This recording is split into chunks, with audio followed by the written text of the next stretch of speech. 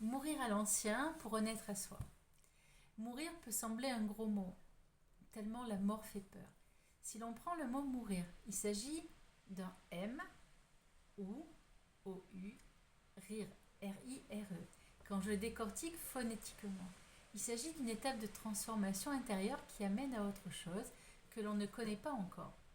C'est un vaste programme là où le conscient refuse d'aller quand l'inconscient garde précieusement toutes les potentialités possibles si cela bascule dans cet état de conscience.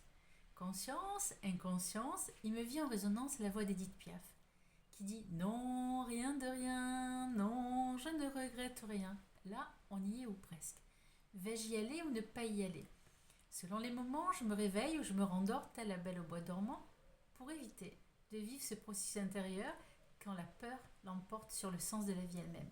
Allez voir ce qui se passe en soi pour découvrir le monde tel qu'il est et non tel qu'il a été transmis puis construit selon la réalité qui s'est installée. Des mots mis bout à bout qui se rencontrent ce chemin des mots, MAUX, qui peuvent empêcher le processus de renaissance ou d'individuation selon les courants philosophiques. Si vous êtes toujours là, c'est que je ne vous ai pas perdu sur ce chemin des mots si facile et à la fois si difficile quand il s'agit d'aller vers soi. Alors je me demande, quel est le sens de la vie si l'on refuse de faire le tour de son monde? Aurait-on peur de se rendre compte que tout ce temps passé à éviter était un leurre, organisé par un ego bien présent, j'en suis presque certaine. Doit-on s'en vouloir ou juste accepter ce qui est pour revenir à son identité?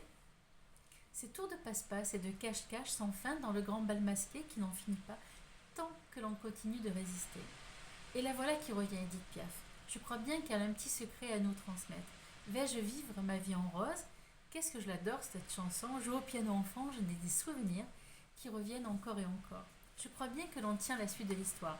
Mourir à l'ancien pour renaître à soi. Il y en a certains qui copient les autres.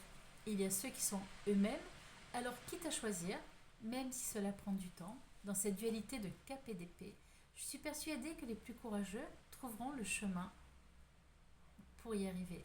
J'ai bien pensé à Paulo Coelho de me donner un petit conseil à la création de cette chronique. J'ai imaginé ce qu'il aurait bien pu me répondre. Regarde, Véronica décide de mourir. Et pourtant, elle est toujours là, quelque part, chez l'un ou chez l'autre, dans l'espoir de jouer sa partition du jour. Alors je vous le demande, cap ou pas cap? Il n'est pas question de se retrouver dans le film Jumanji, bien que parfois la vie y ressemble, mais d'y aller, petit pas après petit pas, tel le petit poussé, pour retrouver le chemin de cette maisonnée.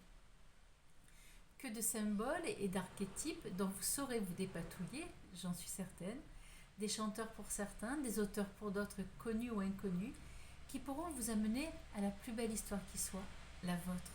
En conclusion, comme les mots ne sont pas des simples mots, même s'ils le paraissent, ils enveloppent votre âme de douceur et de bonheur. À vous de jouer.